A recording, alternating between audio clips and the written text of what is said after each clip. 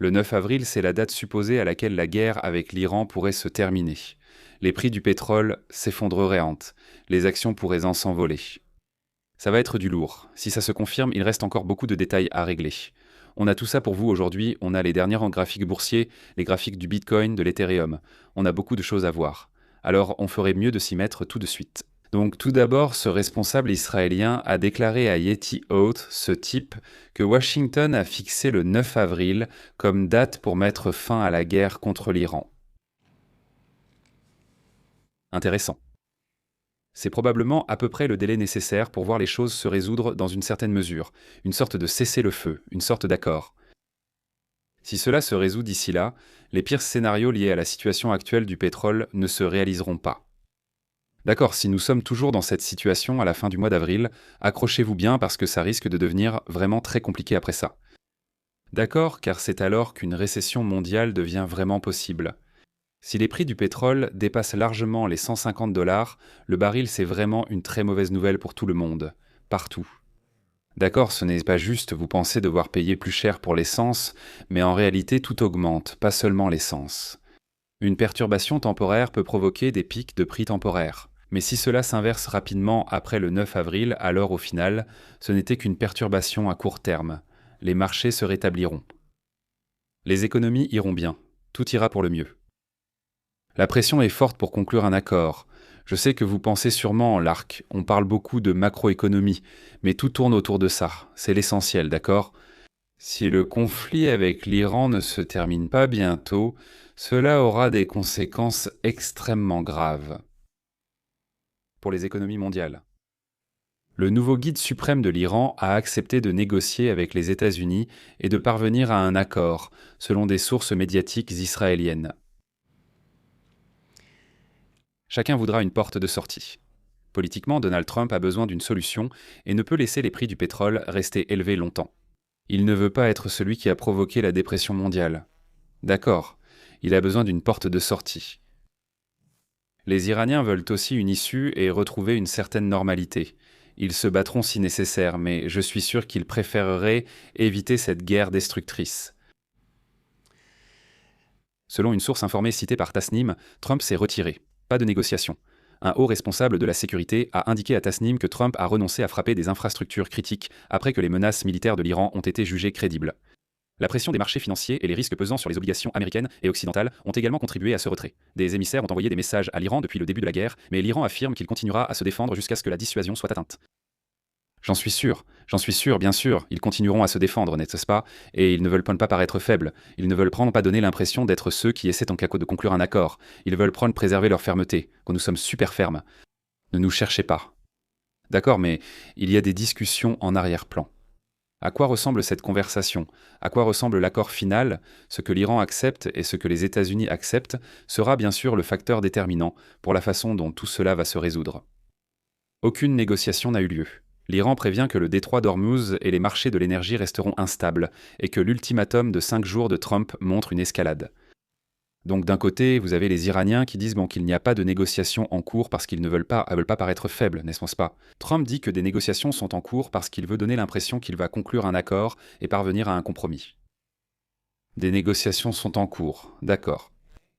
Bientôt nous saurons si un accord est conclu car des infos commencent à fuiter. Enfin, ils sont en train de discuter. D'accord, ils discutent. Voyons ce qui va se passer. Encore une fois, le 9 avril, c'est la date rapportée, supposée, prétendument fixée. D'accord? Des rapports annoncent que l'Iran autorise tous les navires étrangers à traverser le détroit d'Ormuz, sauf les navires israéliens et américains. C'est une grande nouvelle. C'est une énorme nouvelle, mec. Parce que si tous les autres navires peuvent passer, ça représente de toute façon 99% du trafic qui traverse le détroit d'Ormuz. D'accord? Les navires israéliens et américains ne constitueront qu'un très faible pourcentage du trafic. Rappelez-vous, les États-Unis obtiennent la plupart de leur pétrole, non pas du Moyen-Orient, mais de pays comme la Thaïlande, l'Australie. Ce sont eux qui sont vraiment confrontés à la crise ici, parce qu'ils obtiennent leur pétrole du Moyen-Orient. Nous avons vu une coalition internationale dont l'Australie, la Nouvelle-Zélande, l'Allemagne, le Royaume-Uni, la France, le Japon et d'autres s'engager à travailler ensemble pour sécuriser le détroit. D'accord. Donc l'apparence du détroit après la résolution de ce conflit sera probablement très différente de ce qu'elle était auparavant. Le détail le plus intéressant ici, c'est que vous pouvez traverser le détroit d'Ormuz en passant par 2 petites îles iraniennes. Et là, il y a juste un gars sur un bateau qui vient vers vous et qui dit « Hé, t'as les 2 millions de yuans chinois pour nous ?» C'est hilarant qu'ils aient décidé de demander des yuans chinois, pas des dollars américains. Ils veulent être payés en yuans chinois, mec. Votre navire peut passer en payant le péage. Cela peut sembler absurde, mais tous les grands passages maritimes mondiaux, comme le canal de Suez ou de Panama, ont des péages. Alors pourquoi pas le détroit d'Ormuz ? Oh là là. Bref, les Marines américains doivent arriver au Moyen-Orient vendredi. C'est à la fin des 5 jours de prolongation de l'accord avec l'Iran. En cas d'embrouille, elles auront lieu vendredi soir après la clôture des marchés américains. D'ici là, les marchés pourraient s'y souffler, mais le vrai test sera ce week-end. Que va-t-il se passer ? Est-ce que Donald Trump attendra la fermeture des marchés vendredi soir pour envoyer les Marines prendre l'île de Karg, d'où partent 90% des exportations de pétrole iranien ? On va le découvrir. La grande escalade. Et l'Iran n'a sans doute pas cédé dans cette situation. Les marchés pétroliers se comportent sans comme si une issue se profilait. Nous sommes redescendus à $101 le baril pour le Brent, le pétrole. Maintenant, certaines variétés locales de pétrole se négocient, encore autour de $150 le baril, mais ces variantes comme le Brent ou le West Texas Intermediate se négocient à des prix bien plus bas en ce moment. Nous avons vu une forte baisse hier, avec le pétrole qui a chuté de plusieurs dollars par baril depuis les sommets d'hier. D'accord, donc c'est le marché qui anticipe un règlement prochain du conflit. Bien sûr, profitez de chaque occasion pour commettre des délits. Internet. Des proches de Trump, apparemment selon la rumeur. 5 minutes avant l'annonce de Trump de suspendre les attaques contre l'Iran, des transactions massives auraient été passées sur le marché. Dans l'un de ces mouvements, 1,5 milliard de dollars de contrats à terme sur le S&P 500 auraient été achetés. 192 millions de dollars de contrats à terme sur le pétrole ont été vendus, soit 4 à 6 fois plus que le reste à ce moment-là. Quelqu'un savait. Oh là là. Les contrats à terme américains débutent légèrement en baisse aujourd'hui, sans grand mouvement.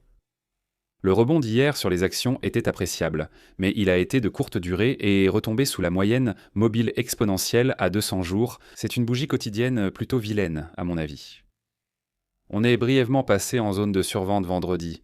Vous pouvez voir ici, nous sommes juste descendus en zone de survente et avons légèrement rebondi à partir de là. D'accord ? Actuellement, j'ai 2 trades ouverts sur Bitunix. Je suis entré dans ces positions juste après la vidéo d'hier. J'ai décidé d'y aller et de lancer quelques trades. Un trade sur PP et un sur Solana sont ouverts. L'objectif pour Solana est 97, correspondant au sommet du wedge actuel. On va voir ce graphique dans un instant. Pour le trade PP, l'objectif est 0,0039. Donc cela supposerait un rallye assez important à venir pour PP si les choses continuent d'aller dans la bonne direction pour nous. D'accord. Mais pour ces 2 trades, j'ai déplacé le stop au point mort. Donc si les trades se retournent, on est stoppé à 0, tout va bien. D'accord ? S'ils continuent, fantastique, nous ferons de beaux profits. Voilà les positions que nous avons en ce moment. Au fait, si tu veux me rejoindre pour trader sur Bitunix, il y a un lien en dessous. Tu peux t'inscrire. Tu peux trader avec moi sur Bitunix, une plateforme respectant ta vie privée et ta liberté, accessible à tous partout. Je sais que beaucoup cherchent une bonne plateforme d'échange. On peut prendre des positions longues ou courtes sur différentes cryptos. Celle-ci est faite pour toi. Ils ont les cryptos et la liquidité. S'il s'inscrit via ce lien, il dépose $1000 et reçoit 200. Il a finalement déposé 2000. Il va recevoir des dollars en retour. D'accord, ces bonus de campagne sont énormes. La campagne se termine dans quelques jours. Si vous voulez en profiter, allez-y tant que c'est dispo. Lien ci-dessous. Donc, le pro du scalping a posté ceci. Le point bas est en place. Le prix baisse depuis octobre et a déjà corrigé de 50%. Les moyennes mobiles sur 200 et 300 semaines ont servi de zone de support solide pour Bitcoin par le passé. En 2018, Bitcoin a touché son point bas sur la moyenne mobile 200 semaines. En 2020, Bitcoin a touché son point bas sur la moyenne mobile 300 semaines. Il y a eu une mèche très rapide à ce moment-là, d'ailleurs. En 2022, FTX s'est effondré. Bitcoin a touché son point bas sur la moyenne mobile 300 semaines. En ce moment, d'accord, nous sommes cessés passés juste en dessous de la moyenne mobile, 300 semaines d'ailleurs, à la fin de 2022. En ce moment, le prix se négocie près de la moyenne mobile 200 semaines, mais ne l'a pas encore vraiment testé. Les niveaux clés à surveiller, 59 000 sur la moyenne mobile 200 semaines, 51 000, ou comme ils l'appellent aussi, 52 000 sur la moyenne mobile 300 semaines. Le prix atteint une zone d'accumulation à long terme à forte probabilité. Les flux des ETF spot Bitcoin injectent 167 millions de dollars dans le Bitcoin. Légère sortie pour l'Ethereum, rien pour le Solana et le XRP. Fait intéressant, Saylor a acheté environ 75 millions de dollars de Bitcoin hier. Ce n'est pas un gros achat pour lui. Il en a acheté bien plus la semaine dernière, mais on verra sûrement d'autres gros achats de Saylor bientôt. Les ETF continuent aussi d'acheter. À ce rythme, ils atteindront près d'1 milliard de dollars en une semaine. Pas mal, pas mal. La demande est toujours là. Le BTC est actuellement juste sur l'EMA à 20 jours, dans cette sorte de zone neutre entre la 20 et la 50. Mais comme je l'ai dit hier, le plus important pour le BTC en ce moment, c'est de sortir de ce canal d'une manière ou d'une autre. D'une manière ou d'une autre, d'accord ?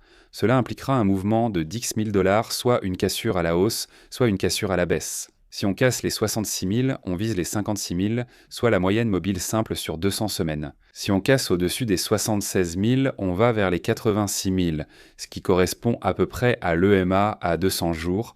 Ce sont les mouvements à surveiller. Sans mouvement dans un sens ou dans l'autre, on reste dans ce large canal, ce qui est très bien. On accepte cette consolidation. Bitcoin en hebdomadaire, on traîne ici sur le MA à 200 semaines depuis la première semaine de février, ça fait 2 mois maintenant, avec le prix qui évolue essentiellement à plat, en train de consolider sur une moyenne mobile critique. Ce qui est intéressant, j'aimerais attirer votre attention là-dessus. On s'en approche doucement, d'accord ? On n'y est pas encore, ce n'est pas encore confirmé, mais on s'approche lentement d'un croisement haussier sur le MACD hebdomadaire. Si le prix ne s'effondre pas, d'accord, et qu'il continue simplement à évoluer latéralement ou qu'il peut légèrement monter, alors probablement d'ici 2 à 3 semaines, nous verrons ce croisement haussier du MACD sur l'hebdomadaire, ce qui indiquerait un changement majeur de momentum par rapport à la période d'août dernier, où nous avions eu le croisement baissier sur l'hebdomadaire. D'accord, ça fait un moment qu'on n'en a pas eu un comme ça, où on a vraiment ce retournement sous la ligne 0. Regardez à quel point le MACD est survendu. Vous pouvez voir ici qu'en août 22, nous avons eu ce mouvement. Vous pouvez observer des situations similaires, comme le croisement haussier d'octobre 24, où le prix a fortement augmenté. On retrouve donc ce type de croisement haussier. Le prix pourrait fortement augmenter, mais cela ne nous mènera peut-être pas à de nouveaux sommets historiques. Nous verrons bien comment cela évolue, bien sûr. Watcher Guru, le PDG de BlackRock, Larry Fink, déclare que la tokenisation pourrait transformer la finance comme Internet l'a fait en 1996.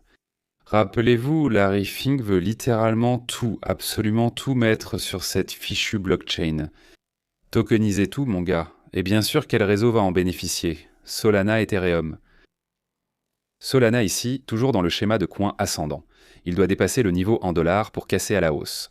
J'ai donc fixé mon objectif de bénéfice sur mon long Solana à ce niveau en dollars.